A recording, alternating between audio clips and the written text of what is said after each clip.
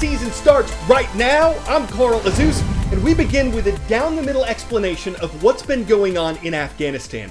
The Asian country is in chaos. In mid-April, U.S. President Joe Biden made the controversial announcement that American combat troops would leave Afghanistan by September 11th. That will be the 20th anniversary of the terrorist attacks on America, which were carried out by a terrorist group that had been allowed to live and train in Afghanistan.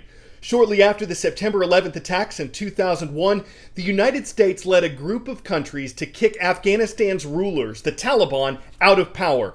And international military forces, including thousands of American troops, have been in Afghanistan ever since. Even with a democratically elected government that was established in 2004, the Taliban remained a powerful force in the Asian country, and Afghanistan has never been considered stable enough for the U.S.-led military forces to leave. But earlier this year, President Biden said in terms of manpower and cost, it no longer made sense for U.S. troops to stay concentrated in Afghanistan. He believed they could be there indefinitely based on the instability of the country. Critics of his decision to withdraw U.S. troops were concerned the Afghan government would collapse, leading to another Taliban takeover, and that's exactly what happened in a matter of weeks in early August. So now what? Well, the U.S. is one of several countries trying to get its citizens and allies out of Afghanistan, and the airport in the Afghan capital of Kabul has become a symbol of the chaos, confusion, and complexities of doing that. It's America's final act in Afghanistan, its longest war, and it involves getting many Americans, many Afghans loyal to America to run a kind of gauntlet from the center of Kabul up to the main airport, where they hope to get flights to the United States, maybe elsewhere, and start a new life in safety. But for that, they must go through an extraordinary challenge.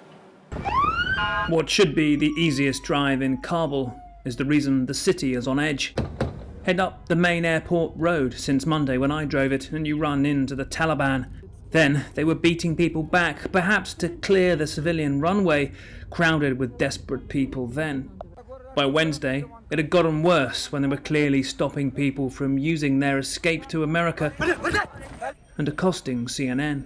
Taliban controlled that road, the entrance at the end of it, and the road to the left. Now, many are trying to get in from the North Road, but that's led to devastating scenes at the North Gate. When I was there, the crush was dangerous, but the numbers have just grown further still.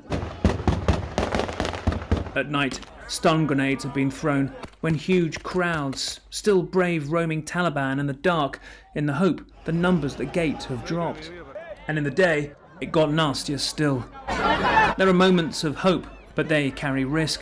When people see one success, they might want to try the same thing en masse. Later in the day, US troops had to repel the crowd. At other gates, what seemed to be British soldiers struggled to push back crowds, and huge queues have formed, blocking the streets. America has a numbers problem, getting enough people on, but also claiming huge progress, while not really knowing how many priority cases they're really seeking. How many American citizens remain in Afghanistan? I don't know. Inside, it is messy, but there are flights, often many of them, where lives are walked onto C-17s and changed forever when the doors close. The story of the airport, the last place America controls in Afghanistan, where the chaos outside the wire means the promises inside fall perilously short. President Biden has said that the Taliban takeover happened more quickly than his administration had expected, but that he stood by his decision to get American troops out because, quote, there was never a good time to withdraw U.S. forces. Critics have described the rapid Taliban takeover as a calamity for Afghanistan. And though several polls have shown that many Americans support the decision to pull the U.S. military out of Afghanistan, a CNN reporter says the way the American withdrawal was carried out was catastrophic. On Monday, a U.S. State Department official said there are still several thousand Americans and their family members who are trying to get out of Afghanistan. 10-second trivia. What is one of the two countries that share the Caribbean island of Hispaniola? Jamaica, Barbados, Dominican Republic, or Bahamas? The Dominican Republic covers the east side of Hispaniola. Haiti is the nation you'll find on the west side of that island. The U.S. Central Intelligence Agency lists it as the poorest country in the Western Hemisphere. What's made things worse are political corruption and frequent natural disasters. The most recent of those include a catastrophic 7.2 magnitude earthquake that struck on August 14th and a tropical storm that followed. On Sunday, there was a bit of good news. Haitian rescuers said they found 24 people trapped but alive a week after the earthquake hit.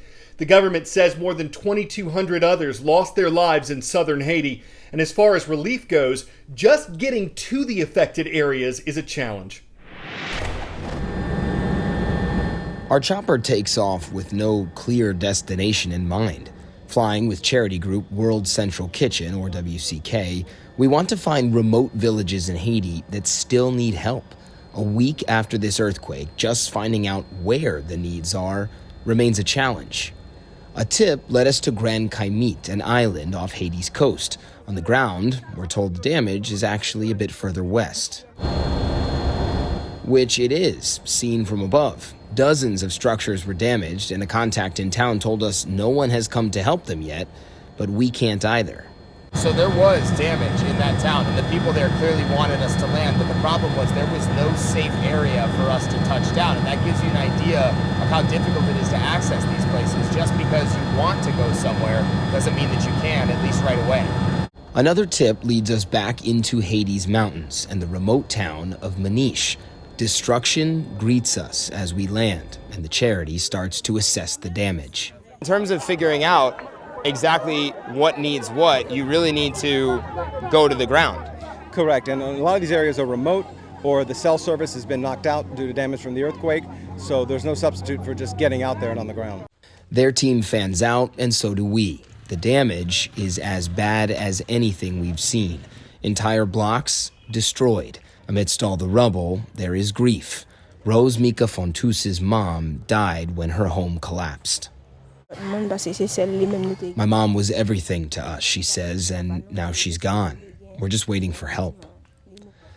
Rose is now homeless, saying the government has yet to visit her town. They've had to make do with what they have, not easy in such a remote place. That's where charities like WCK are trying to help fill the gap. People crowd around as the team drops off a few hundred sandwiches. Now that they know where to go, aid workers say thousands more meals will likely follow soon. And of course, it is a good thing that organizations like the World Central Kitchen have identified this town as in dire need of assistance, that they're starting to figure out exactly what those needs are. But those are just first steps, unfortunately. Getting those substantive resources actually moved into that area is a different challenge altogether. And this is not the only town affected by this earthquake. They are scattered throughout the region affected by all of this, many of which haven't gotten any help so far. Matt Rivers, CNN, Port-au-Prince, Haiti.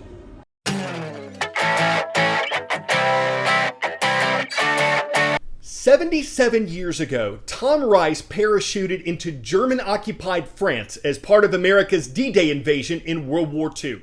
Well, the U.S. Army veteran just jumped again. Mr. Rice performed a tandem jump from a vintage plane over California to celebrate his 100th birthday. Scores of people were there to cheer him on. After serving in the Second World War, Rice became an educator and taught for 40 years. He says the secret to a long life is to, quote, keep moving.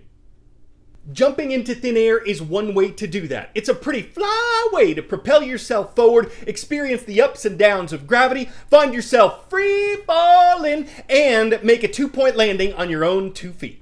Hey! We love to recognize the schools that use our show. Today's is Corona del Sol High School. It is located in Tempe, Arizona.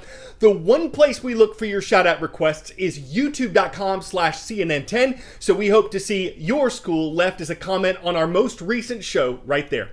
I'm Coral AZUZ.